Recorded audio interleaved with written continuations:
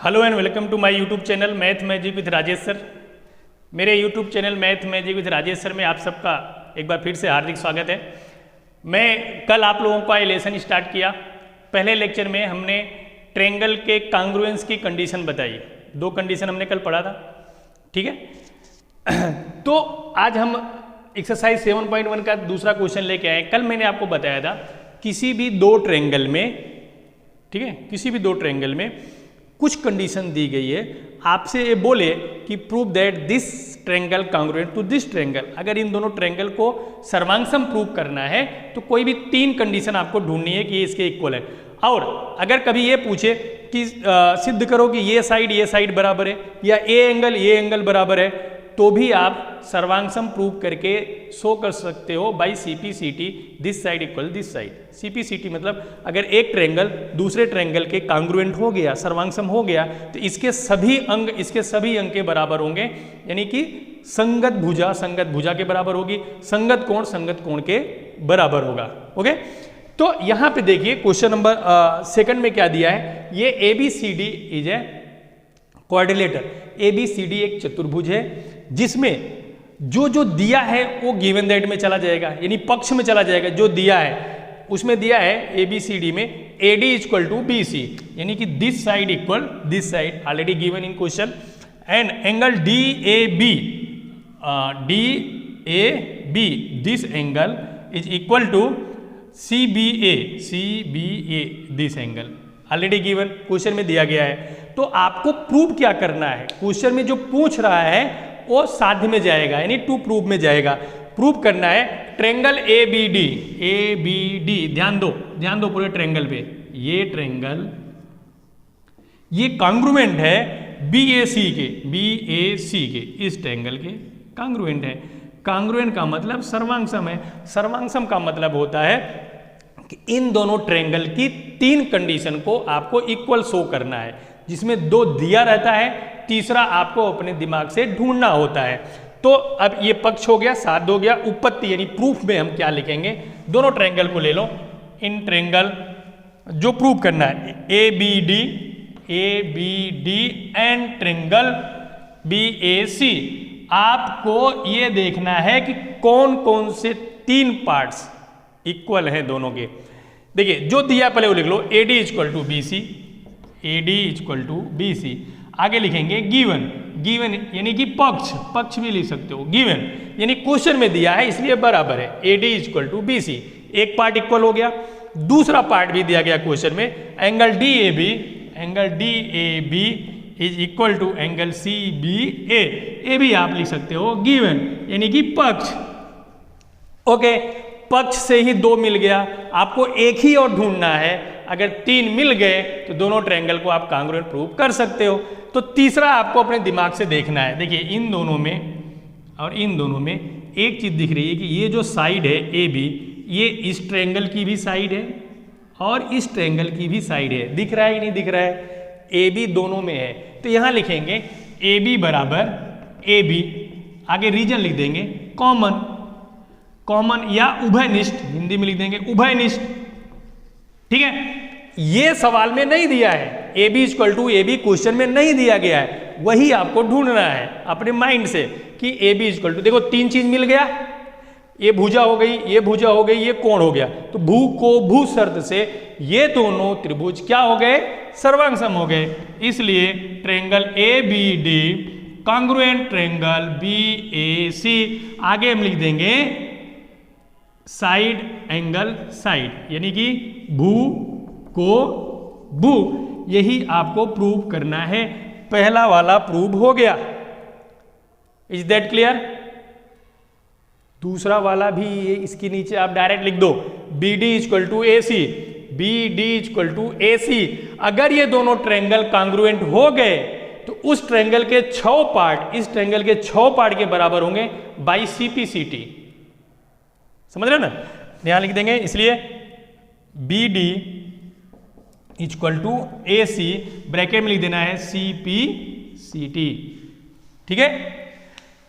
Congruent part of congruent triangle, corresponding part of congruent triangle. Corresponding part मतलब संगत अंग है किसके, कांग्रुएंट ट्रायंगल के। ये दोनों ट्रायंगल कांग्रुएंट है, उसके संगत अंग जितने भी होंगे बराबर होंगे। ये दोनों संगत भुजाएं हैं इसलिए दोनों बराबर हो गई। उसी तरह से इसको भी लिखकर आगे लिख देना बाई CP CT। आपका ये जो राइडर होता है ना, कहने में, देखने में, सुनने में, समझने में हार्ड होता है, करने में हार्ड नहीं होता। डायग्राम बुक में दिया है, गिवन दैट पक्ष बुक में दिया है, साध्य टू प्रूव बुक में दिया है, आधा काम तो आपका हो गया। प्रूफ में भी जो जो दिया गया है उतना लिख दो, उसके नीचे एक ही पार्ट आपको ढूंढना है दिमाग से, उतने में ही दिमाग लगाना है, डरना नहीं है, इसको स्टार्ट करना है, आपको इसमें नंबर मिलेगा। ये मिल गया, हो गया सर्वांग सर। ओके, नेक्स्ट क्वेश्चन हम देखते हैं, क्वेश्चन नंबर 3। बाकी के आपको खुद से करने हैं, ठीक है, खुद से करना है, क्योंकि चूंकि ये मेरा रिवीजन बैच है इसलिए हम सारे क्वेश्चन नहीं करा सकते। रिवीजन बैच, एग्जाम नज़दीक है बच्चों की, इसलिए रिवीजन बैच में सारे क्वेश्चन पॉसिबल नहीं है। नेक्स्ट ईयर ऐसा होगा जब हम फिर से वीडियो बनाएंगे, तो जैसे क्लास चलती है वैसे हम सारे लेसन, सारे क्वेश्चन के, सारे एग्जाम्पल्स के वीडियो रखेंगे। अभी तो आपसे हम ज़्यादा करवाएंगे, खुद कम करेंगे।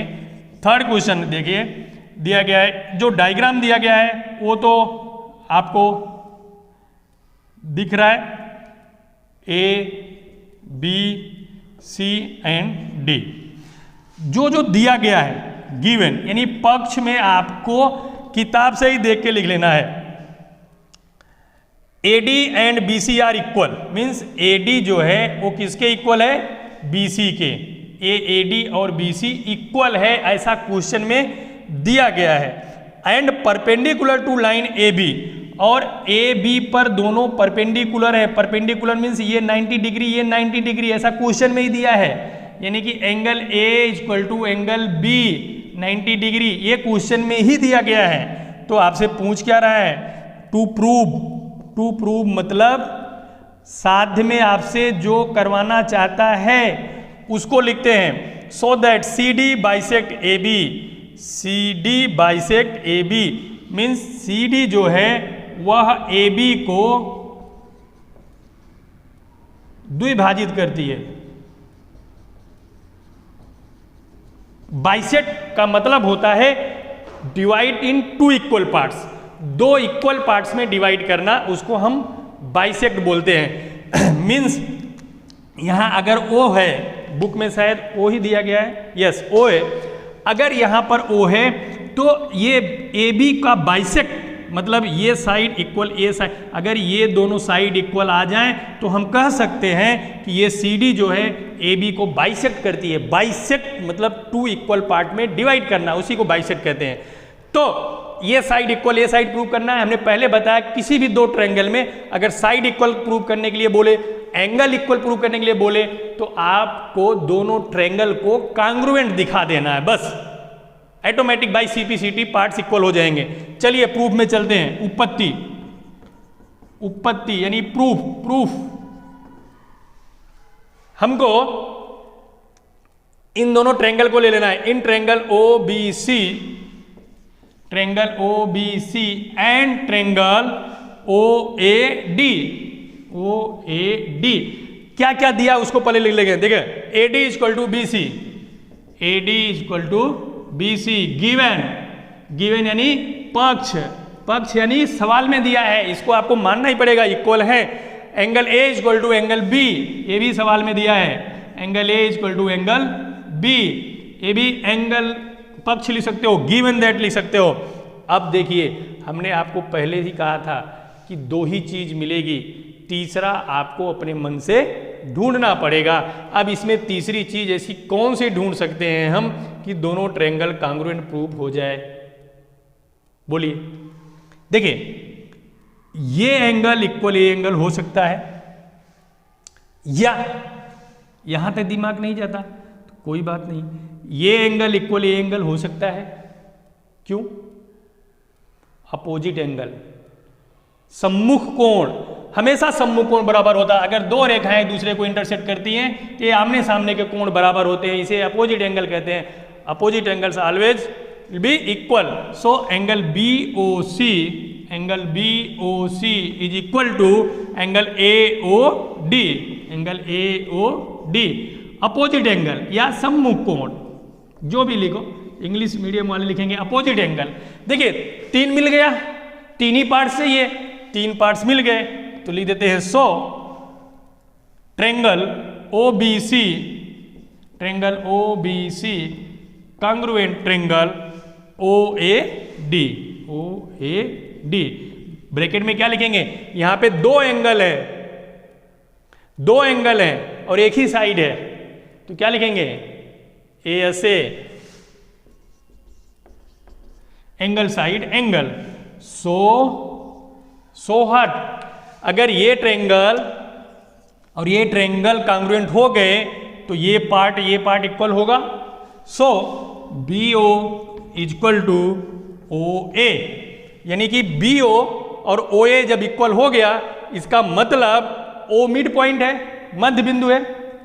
जब O मिड पॉइंट हो गया तो हम लिख सकते हैं सो CD बाइसेक्ट AB, सो CD बाइसेक्ट AB, यही आपको प्रूव करना है। यानी कि आपको लास्ट में लिखना है सो CD AB को समद्विभाजित करता है, यही पूछ रहा है, सिद्ध करो कि CD AB को समद्विभाजित करता है। जब ये दोनों पार्ट इक्वल आ गए तो समद्विभाजित हो गया। इक्वल कैसे आए, दोनों ट्रायंगल को कांग्रुएंट प्रूव कर दिया, सर्वांगसम प्रूव कर दिया। सर्वांगसम कैसे प्रूव होगा इस ट्रायंगल के कोई भी 3 पार्ट इस ट्रायंगल के किसी भी 3 पार्ट के बराबर हो जाए तो कांग्रुएंट प्रूव हो जाएगा।